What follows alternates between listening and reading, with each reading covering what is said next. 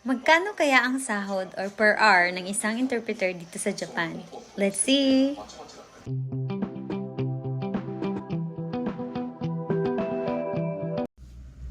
Hello everyone! Good morning!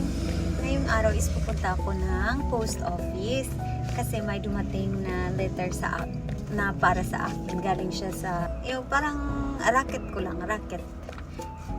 Galing siya sa attorney kasi nung nakaraan may tumawag sa akin at nagsabi na kung pwede ba ako maging interpreter sa isang case. Hindi naman ako marunong mag-Japanese pero dahil sa opportunity na yan, yung bigla kang nagulat lang ako na syempre madami magagaling dito. Isa pala ako sa mga options. Thank you Lord. Yun, hindi ko na pinalampas kahit na hindi man ako marunong mag-Japanese. Meron naman akong cellphone na pwedeng itsuya ko kahit na kung mahirap man. 3 times na ako nagpunta doon.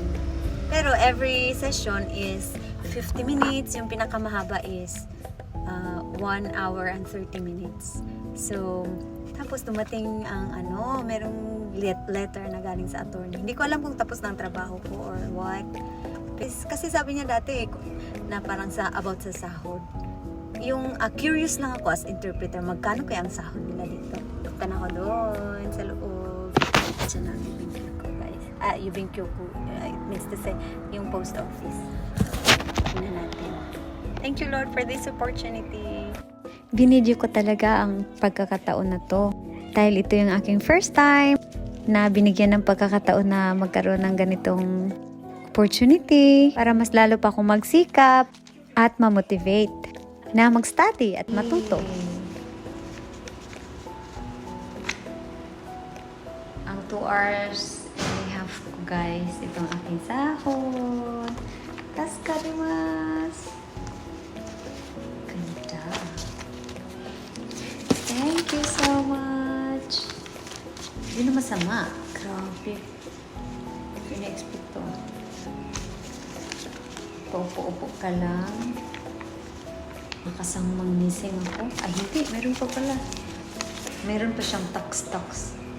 May tax siya na 1,537. Grabe. Ang galing.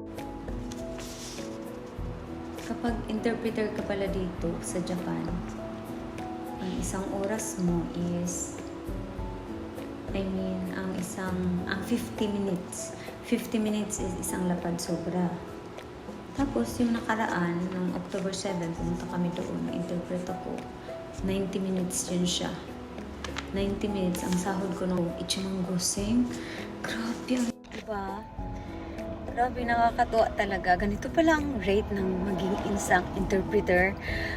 Napakalaki. My goodness. Hindi ko talaga ini-expect na yung paupo-upo ka lang tapos makasahod ka ng ganun. Thank you Lord for this opportunity. Sana marami pang mga opportunities na darating at sana mag-improve pa ang aking Japanese.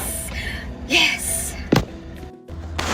Ang gagawin ko ngayon, itong first na experience ko as interpreter, itong envelope na to, ilalagay ko to sa aking libro para maalala ko at ma-motivate ako na mag-study ng Nihongo. At saka first experience ko to, kaya mahalaga tong na to, yung